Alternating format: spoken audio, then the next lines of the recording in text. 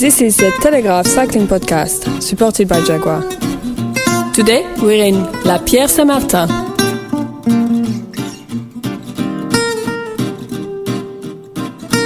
Hello, my name is Richard Moore. I'm with Lionel Birnie. Hello, Richard. Daniel Friebe. Hello, Lionel Richie. Oh, I haven't done that for a while, have we? Nice, like it. Hello, Lionel. Where are we?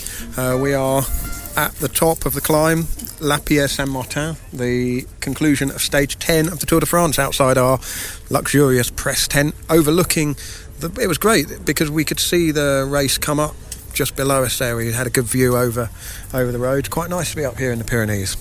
Before we sum up today's action, we were at the start this morning, Lionel, start of the first mountain stage of the Tour, the day after the rest day. Always a difficult proposition for riders, especially a stage like today where the big climb came right at the end. But can you set the scene this morning? You spoke to a few people. Yeah, it was hot and sunny in Tarbes this morning. I spoke to Max Sciandri, sports director with BMC Racing. He was delighted about Tejay van Garderen's opening 9 days and the position that they were in this morning. Less delighted about the fact that the BMC's planned rest day barbecue didn't happen because they couldn't get the barbecue to work. So they just had an ordinary meal. But he said team spirit was excellent and they were really looking forward to keeping Tejay van Garderen well in contention at the end of the first Pyrenees mountain stage. And then I also spoke to Sean Yates, sports director with Tinkoff-Saxo, and I asked him whether Tinkoff's tactics would be to attack, and he said they would just wait and see. So this is Max Sciandri and Sean Yates talking about their chances for the first Pyrenees stage. Yeah. What you say is important on the rest day, just to do something for your own mental well-being, physical well-being? Yeah, you know, it's a super deserved rest day. I think riders were really tired. Pushing the TT at day 9 was it's a hard push, you know. It's a big, I was just talking to one guy, he said, it's pretty short, the TT, but it's a massive effort, you know. It's a massive team effort by the riders and by the staff, you know, just pulling it all together and making it happen. Usually we have a barbecue, but our barbecue broke. Oh no! What went wrong? I don't know. He wouldn't stand up, and we couldn't use it in the hotel because we didn't have the space, and so we just had to get together, a little drink, and you know, a little celebration from the day before. I think rider-wise, it's a coffee stop in the morning, so they like to just go out, start for a coffee. Some of them do a little bit of an effort, maybe just to kind of activate fibers, stuff like that, and sleep in the afternoon, you know, just take the best of it. So the first 9 days, I guess, couldn't have gone any better, but now the real tough stuff starts. Well, you know, we divided the tour in 2 stages, in two big sections, I'd say, or whatever you want to call them. So one was finishing with a TTT, you know, so we brought adequate guys to really keep Tejay safe and in front, and mission accomplished on that side. You know, on that we added on a yellow jersey and a victory, and a Team Time Trial victory, so that's fantastic for us. Second part, we got our riders for the second part to be around Tejay, and from day on now, from this day, it's going to be, yeah, as you said, a different tour. It's a totally different Tour de France. We're going to approach things a little bit in the same way, you know. We just like to keep Tejay in front, out of danger, even on the early part of the stages where there's a few categorized for smaller climbs, but just to be safe side. And then, you know, then it comes up, and these finishes, on these uphill finishes, and this one, Alberto or whatever, it's up to the GC contenders, you know. It's their Tour de France, you know, so I think Tejay is good. He's healthy, he's focused, great morale, you know. Coming out of Dauphiné, I think he had a fantastic morale and a better belief in success, you know, so he's doing good, and we'll see today. What's the plan for Tinkoff-Saxo today? Will it be attack? I think the plan is to follow and see who's going to, you know, do what, and maybe other teams have obviously got the same idea, because the first mountain stage is always a bit, you know, possibly. But as I said before, in the old days, you know, in dry, first mountain stage, you just smash it, try and get an advantage, then just consolidate it for the rest of the race. So, I mean, we've got to expect every scenario, but it's not our plan to go out and I mean, the fact there's one climb is not ideal for Alberto. We're waiting for the harder days or more mountains, but having said that, this mountain is pretty damn hard. Yeah, the Lotto-Soudal is up one of the hard ones, isn't it? And I suppose it's a change of rhythm as well, is it, from the flatlands and then just the one climb, as you say? Yeah, I mean, it's 2 weeks ago since we left for the start of the Tour de France, and since then we've done nothing but, apart from the little exceptions like the Mur de Huy and Mur de Bretagne, it's all been small ring stuff, so suddenly you're going to go hitting 10-13% climb in this heat. Obviously it's been quite hot until now, but it's not the same really, so it's going to be a bit of a shock to the system for a few. Obviously some guys rock up and they feel super duper on that first day, others may take a bit of a bracket, so no one really knows where they are, so they're probably thinking, okay, we'll see how it goes, and obviously if they feel good, and then they're going to take advantage or try to take advantage. And I think guys like Gitano, who are used to the hot weather, are super climbers, and obviously got to get time back, might have a dig today. It's Bastille Day, so Thibaut Pinot has lost a lot of time. He won a stage like this in Tour of Switzerland, not long ago, just one climb in the day, and he climbed very well. So obviously, if he were to win today, he'd be a superhero. I think so. Obviously those guys, their GC's done for them pretty much, so they need to concentrate on stages. And AG2R have won one stage. There's always a bit of rivalry, and when you think of their possibilities, they're not going to be in a bunch kick. There's only a couple of days when a breakaway is going to stick. So, if I were them, I'd try and control it so it comes down. Okay, we heard there from Max Sciandri and Sean Yates. That was before today's stage, and we'll talk about today's stage in a minute, but we had a rest day yesterday. There is a lot to talk about today, not only the result, but some of the fallout from various events and things and assumptions and all the rest of it. But we had a rest day yesterday. It was eventful, as these days always are in Po. And Daniel, you were at the Tinkoff-Saxo press conference where Ivan Basso announced the very sad news that he has testicular cancer and had to leave the race. Yeah, I was there waiting for the press conference, what we imagined would be a fairly routine press conference with Alberto Contador. I was waiting with Ciro, actually, our good friend Ciro Scognamilia. And Ciro got a message on his phone a couple of minutes before the press conference was about to start. He said it was something serious, but he didn't know exactly what it was yet. And we went into the press conference. Basso started to talk about health problems, and I anticipated that an injury had flared up at some point during the tour, and he might use this opportunity to announce that he was retiring from the race and possibly also from professional cycling. But no, it wasn't that. I think everyone knows now that Basso announced he had testicular cancer, and very moving scenes, really. Alberto Contador was very, very emotional next to him. They've spent 120 of the last 180 days together, Alberto Contador and Ivan Basso, with training and high altitude camps in Tenerife. And 5 or 10 minutes later, Ivan Basso was getting into a car with Giovanni Lombardi, his agent and friend, and they were leaving for Toulouse airport, and they flew back to Milan. I mean, I just wanted to say really that I've known Basso for an awfully long time, about 10 or 12 years I think, when I first interviewed him. Had a very good relationship with him, not agreed with certain moral choices he's made. Never really believed his version of events in 2006, and I think he knows that I don't believe, and a lot of other journalists don't believe in that. But you kind of distinguish between, or you make the distinction between the professional relationship that you have and how you may feel about certain things that someone's done in their professional life, and how he has been and how he is consistently on a personal level. And just to say that he's an incredibly affable guy, very, very polite, really makes a great effort to say hello. We made a joke about it the other day when we gave him the Pedalo du Charme jersey. He sort of fought his way through a crowd just to say hello. Very curious. He asked questions, which is rare for a rider, an athlete, to a journalist. So just to say really that we wish him all the very best and hope to see him back on a bike in not too long.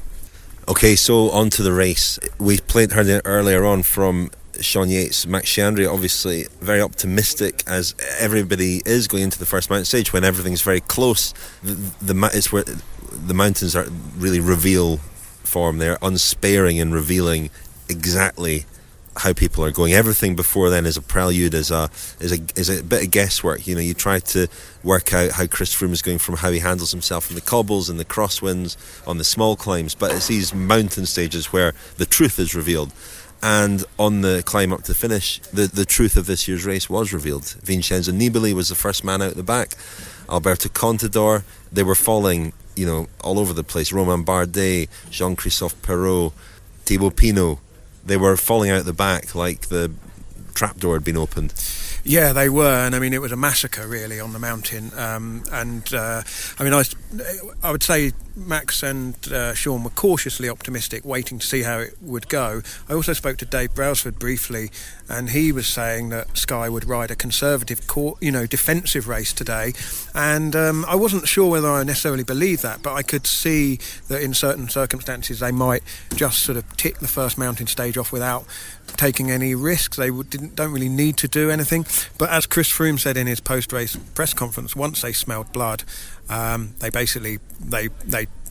really went for it. And the time gaps were, in the scheme of things, in the overall Tour de France, were huge. I mean, Nairo Quintana a minute back, Alberto Contador 2:51, and Vincenzo Nibali 4:25. I mean, these are certainly in Nibali's case kind of Tour ambition ending deficits.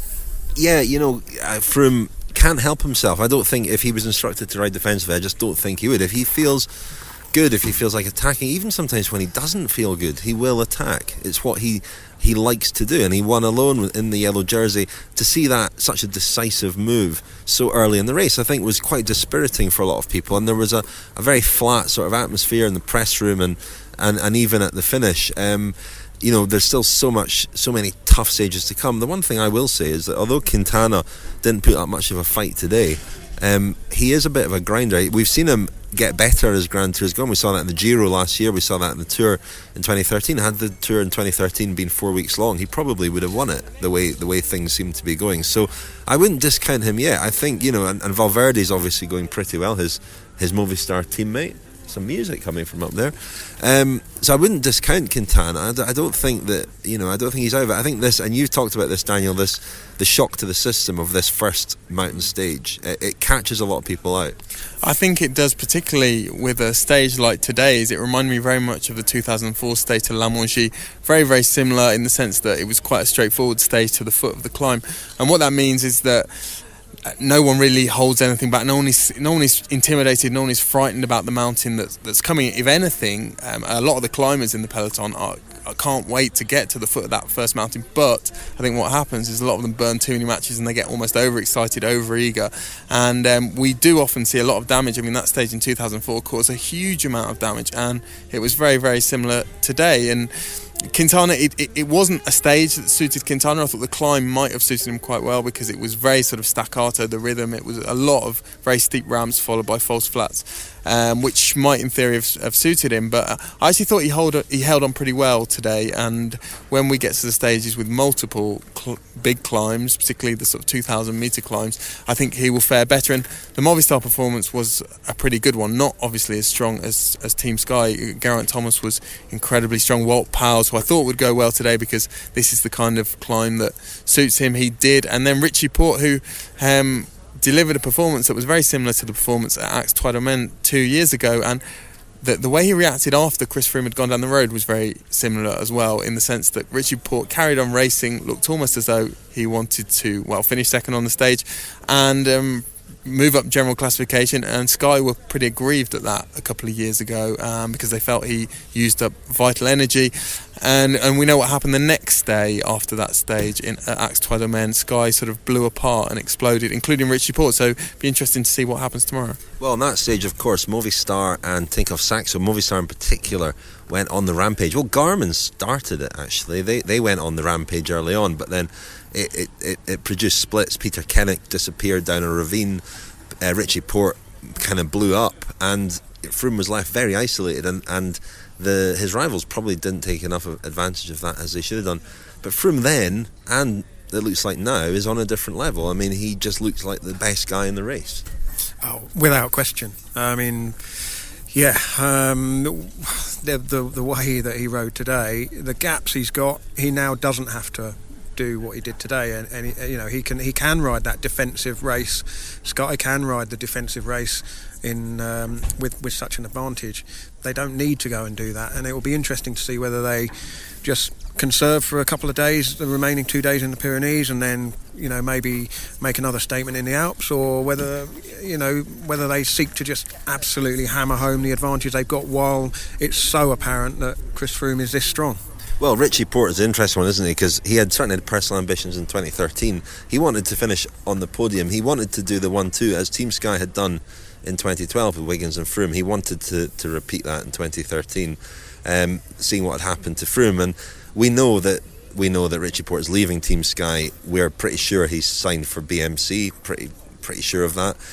So that's an interesting scenario. A rider who's definitely leaving. He did confirm that on the rest day. And he was second on the stage. He's not that high up overall. I'm searching for him because he did lose quite a bit of time in the first. He's well down overall, so his overall ambitions are gone. But you would think he would want to win one of these stages, wouldn't you? You would, but are we going to talk about the social media storm? Of course we are, Daniel. Yeah, well, it links to Froome's dominance, but also his teams. I mean, Geraint Thomas finishing 5th on the stage, that is a breakout performance for him on a mountain stage. And Richie Porte obviously 2nd on the stage. Sorry, I'm looking at the general classification. Geraint Thomas was 6th on the stage with Alejandro Valverde. Outstanding team collective performance, which coupled with a story that broke on Monday night on the rest day night, where video was released of Froome's performance on Mont Ventoux in 2013 with an analysis of his power output and heartbeat at regular intervals up the climb. Now Dave Brailsford, Team Sky, had spoken to some British journalists earlier on Monday before this stuff was released, and said that he thought they'd been the victims of hacking, which suggests that he knew that this was about to be released, this material. We managed to have a quick look at it before it was swiftly taken down off the internet. It's funny, I mean, the way the news cycle works is that those British journalists were told this story at about 11 o'clock in the morning. Then they sat on it all day for it to go in the next day's papers, so it was released at 11 p.m. at night. It wasn't, which was just after it had been released on YouTube. So it looked as though Brailsford talking about hacking and threatening legal action was a response to the material being released. Now, he may well have known the material was going to be released, but it's important to state that wasn't a reaction to actually being released. However, if that makes sense. We had a look at the video footage. What did you... Well, none of us are scientists, but we've obviously reasonably familiar with power outputs and heart rates, although that's very much 20 years ago sort of sports science, isn't it? The focus on heart rates. But anyway, Daniel, what did you make of it? Well, the first thing I think we should specify is that the video had not been released, but it was known that someone had obtained this information, or certainly claimed to have obtained Chris Froome's actual power file, not a power estimate, but his actual power numbers from the 2013 stage up the Mont Ventoux. I mean, rather than talk about the what it tells us, this power data, I think we should comment briefly on the sort of PR move that Sky have made, and by trying to get on the front foot, Dave Brailsford coming forward and saying that they were thinking about taking legal action. They had taken legal action because they thought that the data had been hacked. I mean, I just question the wisdom of that decision, really. I mean, I don't have all the facts. I don't know exactly why he did that. It looked slightly to me like a bit of a choreographed story, the way that it was put out by Team Sky. British journalists, after a press conference, no one else seemed to have the story. It was only 4 British journalists. They all released the story, or published the story at the same time. And, I just think that it really poured fuel on the flames of what was a story that really was no different from what has been said for the last 2 years. There is a huge body of people on social media and who use other channels who believe that Chris Froome is doped, let's face it, and they've used power numbers to back up this thesis, and it was just more of the same. And Sky, I think, have addressed this in the past.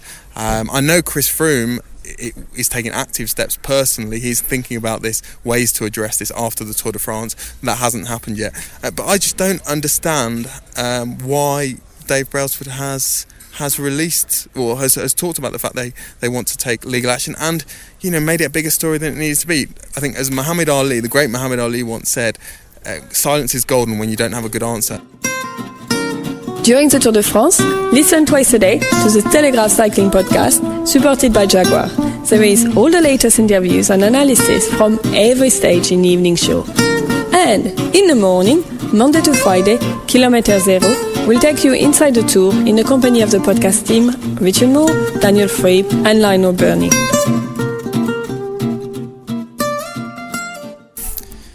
As for the leaked power file or the hacked power file and the video that it's been overlaid on, showing watts and heart rate, until somebody can actually come forward and say this is humanly impossible, we have no real story here. I mean, you can't take some of those data points and say, well, that's abnormal.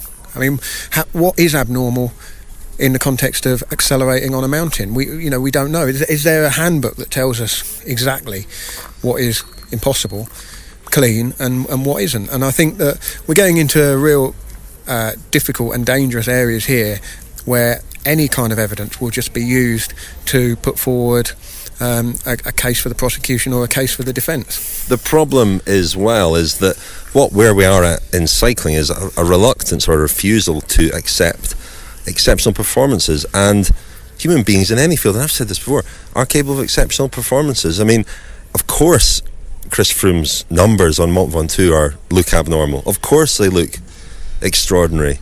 He is an extraordinary athlete. The whole point of the Tour de France is that extraordinary athletes take part in it. That's why only 4 guys at the start of the race could win it out of all the professionals in the world.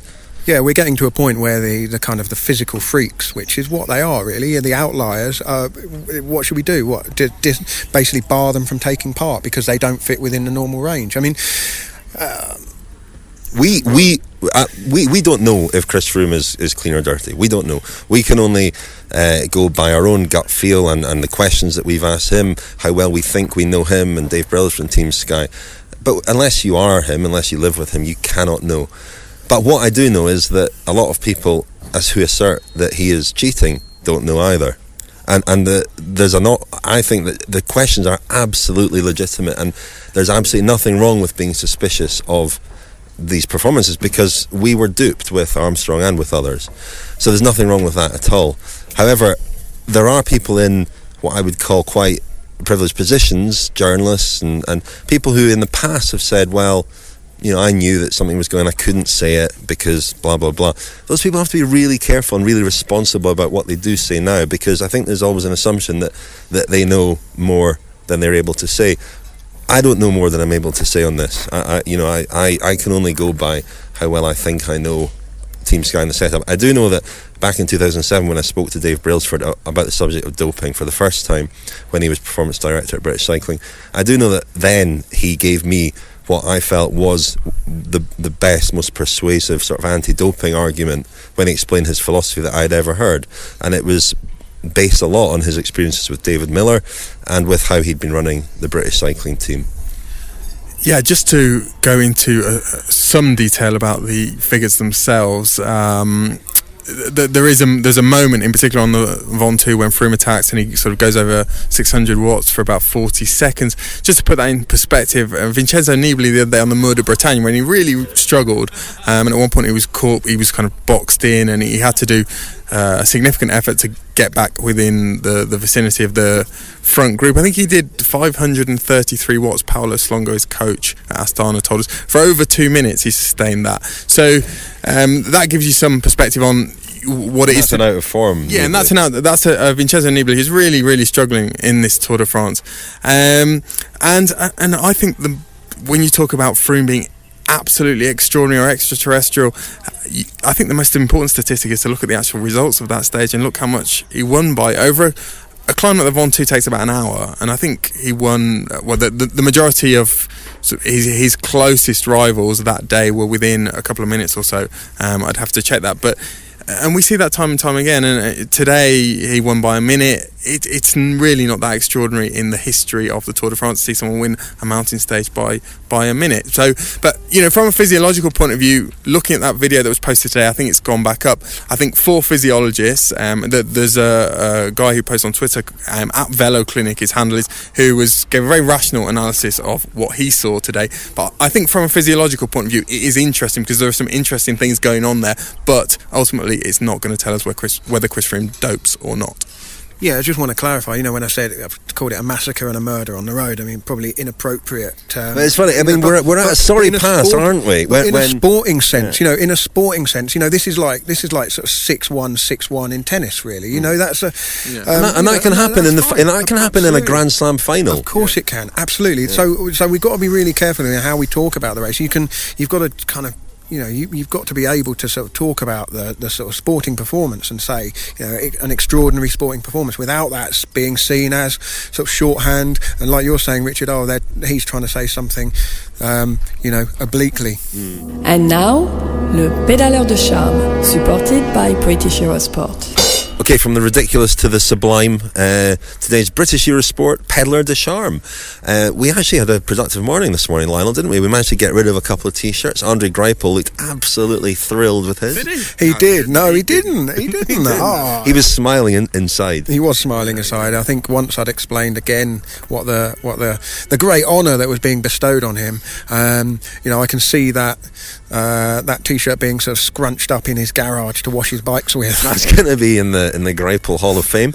And Brian Cockar, the friend of the podcast, was very pleased with his and actually got a photo of himself on the bus wearing it. Yeah, wearing it. He is the Eugène Christophe of the Pédaleur de Charme jersey. He's the first one to actually put it on. And of course we do. We make a Brian Cockar T-shirt. What an oversight not to bring one and present Brian with it.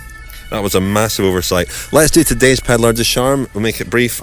Lot of nominations for Geraint Thomas, who gets a lot of nominations every day, isn't it? It's a bit like, the Tour de France still runs a fan mail service, and every single year Rui Costa wins by about 1,000 letters or messages. Used to be Richard Virenque, didn't it? And in the old days it was Charlie Gaulle. But there is something odd. That is pas normal, the way Rui Costa wins every year. There is something. Do you think he's fan mail doping? I think he definitely is. I think he's sending his family and friends. It's he's either sending himself fan mail or it's Pippo Pozzato. You still owe us a Pippo Pozzato feature. Pippo, we had a long chat yesterday. Chiro, Pippo and I. Okay, Geraint Thomas. Save it. We've got Geraint Thomas. Geraint stages to come. Okay. Quick. Geraint Thomas, Pédaleur de Charme. We'll try and get him a T-shirt tomorrow. Just final on the we were talking about Doping Suspicion. We'll no doubt return to that. We also have our perk. Should be released next week, early next week, and we'll hopefully deal with everything in there. We've got some interviews with some interesting people, including Antoine Weyer, Daniel, who has been one of Froome's sternest critics. So that should be going up next week. Look out for that. But we will be returning to that topic. Yeah, we will. Let's crack on with the race, shall we? Talk about everybody else. Well, defending champion. Go on. Well, let's just run through the damage that was done, really. It's Bastille Day. The French had a very hot and cold day. Thibaut Pinot and Romain Bardet were among the first big casualties on the final climb. Andrew Talansky and Dan Martin got dropped together at the same time for Cannondale Garmin. Sweet. Yeah, Vincenzo Nibali was in the Rigoberto Urán group. Urán making an unconventional bid to become a member of the Fab Four by joining up with Nibali. Unfortunately, they were both going backwards at the time.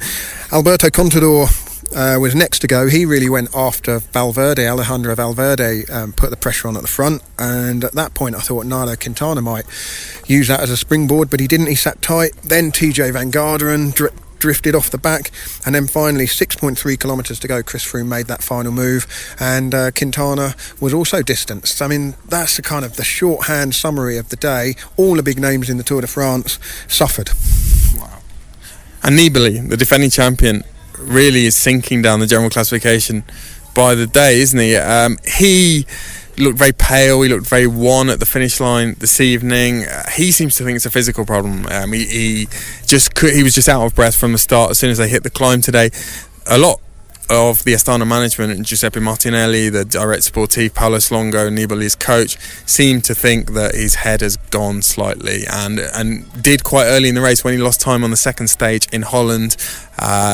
His morale certainly took a big blow there, and he hasn't really recovered, and probably won't recover in terms of the general classification, and is really now looking at stage victories. Funny, isn't it? I mean, we've talked about how hard it is to defend a title, and we saw that with Froome last year.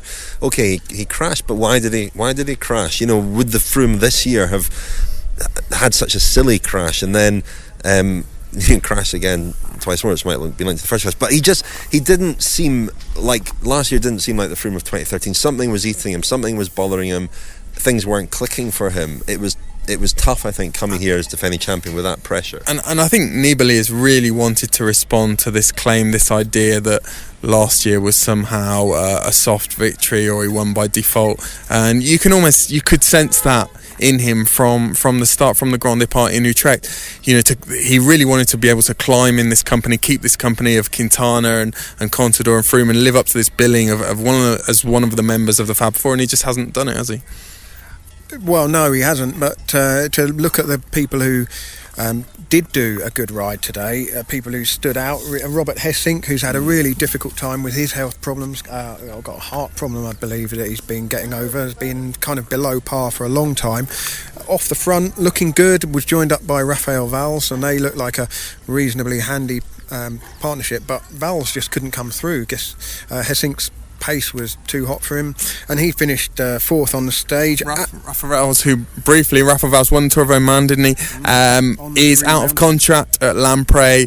They can't afford to keep him, and he is going to leave Lamprey. We don't know where he's going. Well, his price has dripped down a little bit today, perhaps. Adam Yates, 7th on the stage, fantastic ride by the Tour debutant, and on Bastille Day, 2 good French performances. Pierre Rolland 8th and Tony Galopin 9th. And a third one, Warren Barguil, of course, who had a nasty crash. As I pointed out on Twitter, this is a theme of his Grand Tour performances. The 2013 Vuelta, he crashed. He had a very bad crash, was going to abandon, then won 2 stages. Last year's Vuelta, in the penultimate stage to the Ancares, I think he banged his knee on his handlebars and was in a lot of pain. Again, was thinking about abandoning, and went on to ride a great stage and finished very high up on general classification. Pity for him to survive all these tough stages that didn't suit him, and then first mountain stage he falls off. That's annoying. Daniel, didn't you talk to Marc Sergent, Tony Galopin's manager? I did. Tony Galopin was a big surprise, wasn't he? He's more of a ruler, baroudeur, and today he was more of a grimper, wasn't he? A climber. He finished. Where did he finish, Lionel? On the stage? He was 9th on the stage. 9th, impressive. and still very much up there on general classification. He is 7th overall. 7th overall. So I spoke to his Lotto-Soudal team manager, Marc Sergent, after the finish here in Pierre-Saint-Martin. Today we discovered that Tony Galopin is a general classification rider. We didn't know this before today's stage. Well, let's say it's one stage, one mountain stage. Let's see tomorrow and after tomorrow. But judging it from today, it was very good. He said that I will go as long as I can. And we said, okay, it's gonna cut your chances of winning a stage maybe, because if you're closing GC, they will not let you go. But I understand he's a French guy and he wants to see how far he can go in a tour. And be willing to see how long he can go. But you must be slightly surprised though. I mean, we've never seen this kind of performance from Tony before, certainly on a stage as big as the Tour de France. No, there was the finish a whole category climb. You saw the damage, it was incredible. And I hope he recovers for tomorrow, because tomorrow it's maybe in total of the race it will be harder. But the race will be more controlled by Sky because they have a big lead now. If he can hold it, good. If he drops, stage win is still possible. I mean, Tony is still very close on general classification, but knowing what they know about his past performances, maybe Sky would let him go on a stage like tomorrow. No one expects the GC to be decided on a day like tomorrow. True, but on the other hand, you have some other riders who want to win the stage. I think Quintana, Valverde, a lot of guys will try and do something, and they can also have the liberty of Sky. We don't know. And just last thing, Mark, any surprises today in who we saw get dropped, the strength of Sky, the collective strength of Sky? Yeah, I think at a certain point they gave us 50 names, and we heard 4 guys of Sky, and the second best team was 2, and 1K further down it was he was alone. So I think that we didn't have television in the end. I think he did a great attack, and then the whole group exploded, and that was it. Thank you very much. Okay, other notable performances today. Adam Yates, now one of the Yates twins, he seems to have been finding his climbing legs. Simon Yates started well. He was 8th, I think, up the Mur de Huy after crashing also that day. He's currently ill. He's got a sore throat, hasn't he? I spoke to him at the start this morning. Adam Yates was a bit more chipper when I spoke to him, but you know, he kept good company there on that stage, and for a debutant to finish 7th, you know, ahead of Pierre Rolland, Tony Galopin, Tejay van Garderen, ahead of Alberto Contador. That's pretty outstanding. And I think you spoke to him at the finish, Daniel, and his DS. I did, and you can tell from today's stage not only how gifted he is, but how ambitious he is. I saw him come in to the Orica-GreenEdge when he arrived at the bus this evening and got ready to do his warm-up. One of the soigneurs there congratulated him.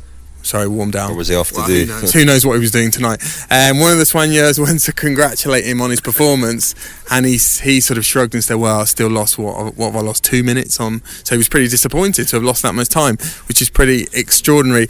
But I spoke to him, well, you're going to hear Matt Rendell, I think, ITV's Matt Rendell, asking the questions, and Gregor Brown, good friend of the podcast. They were both asking questions to Adam Yates. Here he is, and then immediately after that, you're going to hear from Matt Whitey, the Orica-GreenEdge Direct Sportif, talking about Adam Yates' performance. Adam, how hard was that final climb for you? Yeah, it's pretty difficult. Lost 2 minutes. I think I was 7th on the stage, so yeah, for my first Tour de France, it's a pretty good result. But is it Froome who won? Yes. Congrats to him.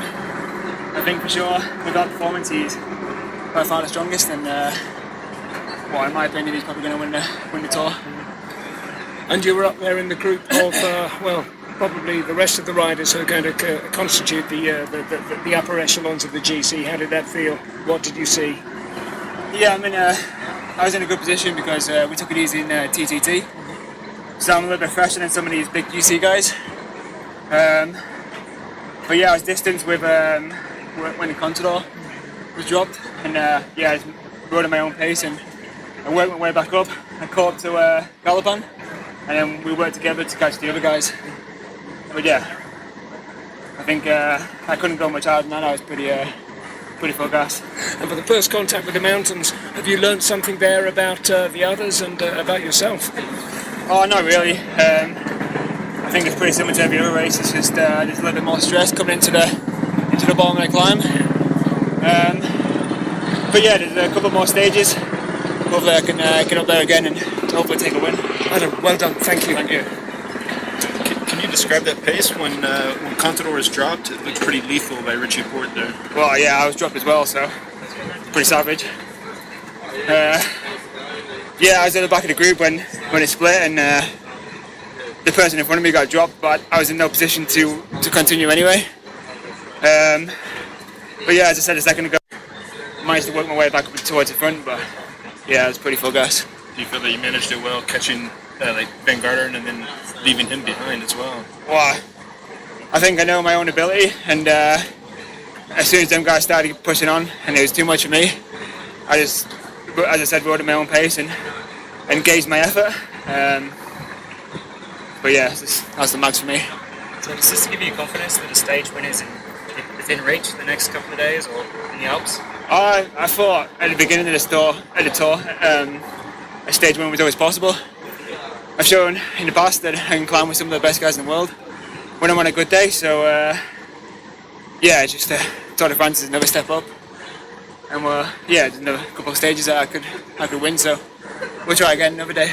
I know you don't want to hype these guys up too much, Adam and Simon, but it's going to be difficult after performances like that, isn't it? To what, sorry? Hype them up too much. No, you guys can do that. Right. You guys can hype them up all you want. But look, they're class acts, aren't they? There's no surprise. There's no surprise. But that was a very, very impressive ride for a young man. And all chances of going in breaks, getting out of the general classification so we can have a better chance of winning the stage. I mean, that's obviously not going to happen in the immediate future, is it now? Well, on some stages, riders don't have a choice. If when it's a hilly start to the tour, Simon's carrying a little bit of an illness at the moment. He's going to be fine in a couple of days. But you know what it's like. Some days it's easy to get in the break, and some days it's harder. When it's who's the best bike rider, or who's got the best on the first climb of the day, I think these guys their legs might have a bit to say who goes in the break, not tactics. So it doesn't sound as though you're particularly surprised by Adam's performance, but any other surprises today in what you saw out there on the road with Froome putting so much time into everyone else? No, I think Sky are quite predictable how they ride. They wanted to smash everyone straight away, and they did a pretty good job at it. So they want to assert their authority. They've got the guys and the team to be able to do that. And now it's just playing catch up for everyone else, isn't it? And your plan now, obviously a lot of support has to go behind Adam, yeah? Look, our plan hasn't changed. We had a few changes in the first week, but our plan is still to go for stages. Adam's not here, nor Simon. They've never been here for general classification. To do anything in the young riders' jersey, they've got to beat Quintana, which means they need to finish on the podium at the Tour de France. So that ain't going to happen. So our plan hasn't changed. We're really about trying to win a stage, and we've got many, many opportunities. We told Adam today if he's had good legs, go for it, and obviously he had good legs. And top 10 in the stage of the Tour de France is a very, very credible result. Okay, we heard there from Adam Yates and Matt White. You're absolutely right, Daniel, about the focus of those guys. I met them in London just before the tour, and for Adam Yates, riding his first tour, said he wasn't daunted at all. He said he never had any posters on his walls of riders didn't look up to him. He wasn't fazed at all to be in the company of your Froomes, your Contadors, your Nibelis. Just doesn't bother him at all. He sees them as equals. And there's a famous story, of course, from last year, which I did see on the podcast last year, of a Tour of Turkey, the stage where he finished second and on his way to overall victory, when on the same stage his brother Simon crashed out, broke his collarbone. The DS drove up alongside him and said, "Adam, your brother's crashed, he's broken his collarbone," to which Adam responded, "Keep your mind on the race." And I asked Adam Yates about that, and he said, "Well, yeah, of course. I mean, Simon would have done exactly the same. I mean, there's a race on. There's nothing I can do about his broken collarbone while I'm riding a race, is there?" So quite focused. Stop off and buy him some grapes and a bottle of Lucozade and some magazines to read in the hospital. Just on a serious point about his ambition, there is a touch of the Nairo Quintanas about him, because you speak to Eusebio Unzue, the manager of Movistar. He will tell you that he's seen many climbers, or certainly a few climbers with the ability of Nairo Quintana, Colombians, but he's never seen any Colombian or indeed any other rider with Nairo Quintana's focus and ambition. Sorry, I was just going to say, I mean, we need to get off this mountain. We need to get off this mountain. I was just going to say the thing I was going to say earlier during the doping chat about exceptional performances and incredible performances. In the context of Tour history, winning by a minute, 2 minutes, 3 minutes top of the mountain is nothing. Some of the performances in the 80s, the 70s, the 60s, Eddie Merckx won a stage by 9 minutes, didn't he, near here? We passed it today. We passed the finish today in Morenx. Having been on the attack for 130 kilometres? Something like that. And he went on to win that tour by, was it 17 or 18 minutes? Those they were worried that Merckx was killing the Tour, of course, at the time. But in the past, the gaps have come right down. This would have been a very close finish in those days. Well, yeah, I mean, but the gaps have come right down because the entire machinery around the Tour de France is designed to create a close race, and so what they want is a race where the dream scenario this morning was that the four contenders had been joined by one other rider, and we had a really close Tour de France between people who on the paper, as Chiro would say, were very evenly matched, and although those time gaps have opened up today, it's really difficult to see them close back up again. It is, but as we saw in 2013, the Tour is a Tour, and anything can still happen. And just to point out, Eddie Merckx won that stage by that enormous margin. He didn't have a motorhome, and he also, I think on the run-in, they came over the old Bisque, and on the run-in to Morenx, he had a bidon at least half full of champagne. Wow, and his jersey was all baggy, and his bike was heavy. So was everybody else's, to be fair. And very final thing, we mentioned Chiro. Mark Cavendish, I know for a fact, was very tickled by the video of Chiro running away from our perch where we were doing the podcast the other day. He thought it was hilarious. Great, thanks for that. Okay, well, let's wrap up there. We'll be back tomorrow for more. Kilometre Zero this morning was behind the scenes with the mechanics. That you'll find that in usual places. Kilometre Zero. Kilometre Zero tomorrow, Lionel, is... It's Daniel's piece on crashes. Essential listening. Essential listening. Well, lots of good stuff in there. A reminder that our exclusive interview with Dave Brailsford and Chris Froome is available to friends of the podcast. Sign up for £5 at thiscyclingpodcast.com. That was Friday evening we spent with Froome and Brailsford, and very interesting, especially in light of what's happened since, I think. So sign up there. Finally, tonight, a reminder that Wednesday evening, that's tomorrow, is our second live podcast from the Tour de France. That will be broadcast or podcast at 6 p.m. UK time, 7 p.m. French time. And that'll be myself, Lionel, Daniel, perhaps Giro Scognamiglio as well, if we can entice him to join us. Broadcasting live from the Tour de France. Send your questions to us at cycling_podcast on Twitter with the hashtag CPLive. That's hashtag CPLive. We look forward to getting your questions and answering them in our podcast. And thank you very much for listening. Thank you, Lionel. Thank you, Rich. Thank you, Daniel. Thank you. For the best analysis, discussions and interviews from the 2015 Tour de France, listen to the Telegraph Cycling Podcast, supported by Jaguar.